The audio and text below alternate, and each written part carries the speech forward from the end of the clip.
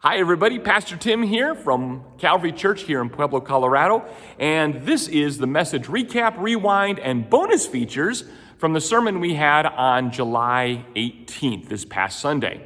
And we're in the book of Judges, we're in chapter 17, and it starts a new story that takes us through the end of the book of Judges, and we're looking at this character called Micah. He's introduced to us, and we find out in the story of chapter 17 that he steals 1,100 pieces of silver from his mom, fesses up to it, and there is such rejoicing in the house that they decide, let's build an idol to worship God. So they take some of the silver, they build an idol, and Micah sets it up in his house. He obviously is a pretty wealthy person, wealthy family, and he has a shrine in the house, and he sets his son up as a priest, and somehow he feels that this is going to go incredibly well for him.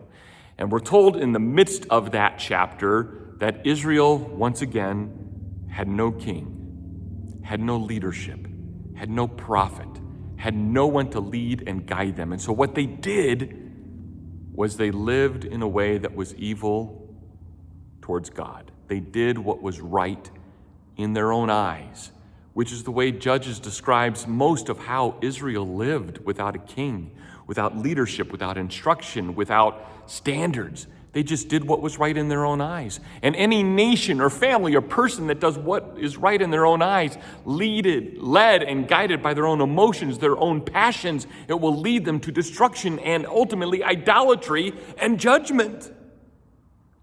And that's where Micah was headed. Micah set up these false gods, false images, and worshiped them instead of worshiping the one true God, Jehovah. And then eventually, chapter 17 tells us there was a young priest that walked through the area.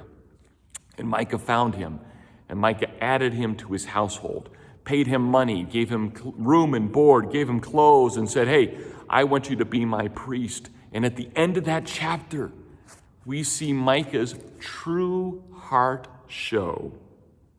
It says, Micah then said, verse 13 of Judges 17, now I know that the Lord will prosper me because I have a Levite as a priest.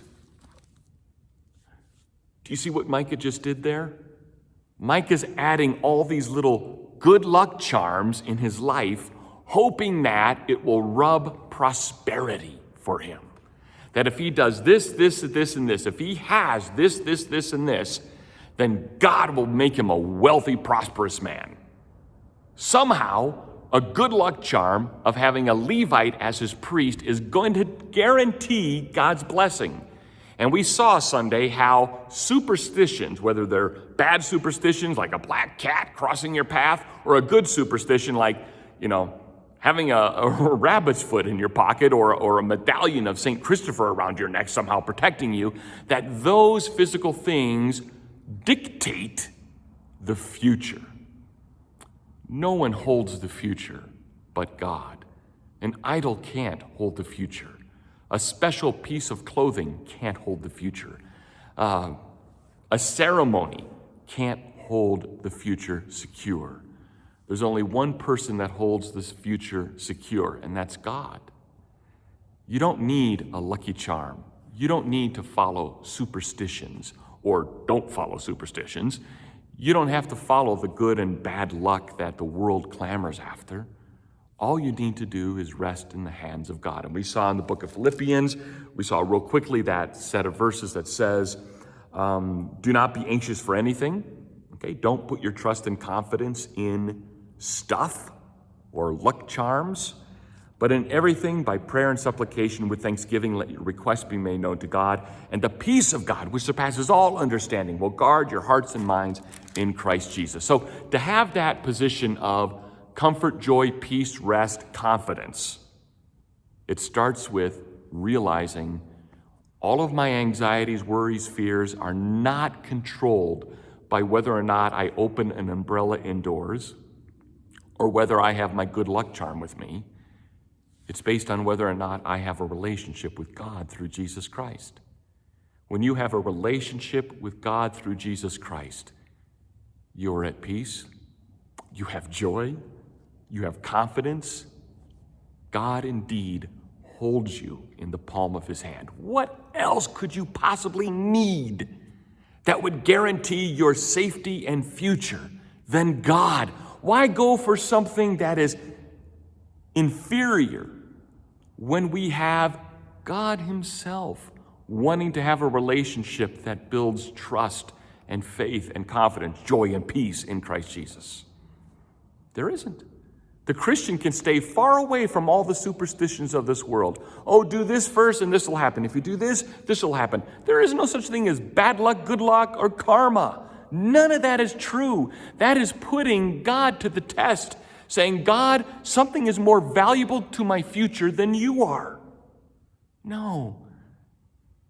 God holds the future, sees the future, moves us through the future. And he has promised to each and every one of us as his children, our future is secure. Doesn't mean our day won't have troubles, but our future is secure. Our future of being with him in heaven, of enjoying the beauties of eternity, worshiping before his throne. Micah missed out on that. And the people that lived in Israel during the days of Judges, especially chapter 17, having no one to lead them, all did what was right in their own eye, all made up their own standard of what is right and wrong. And in order to make themselves feel secure for the future, they believed in superstitions. We don't have to. We can believe in certainty and reality and truth as we follow God through our relationship with Jesus Christ. Let that be an encouragement to you. We talk about chapter 18 next week, next Sunday. You can join us live, online, or in person here at Calvary Church in Pueblo. I hope to see you. I hope to hear from you. Bye.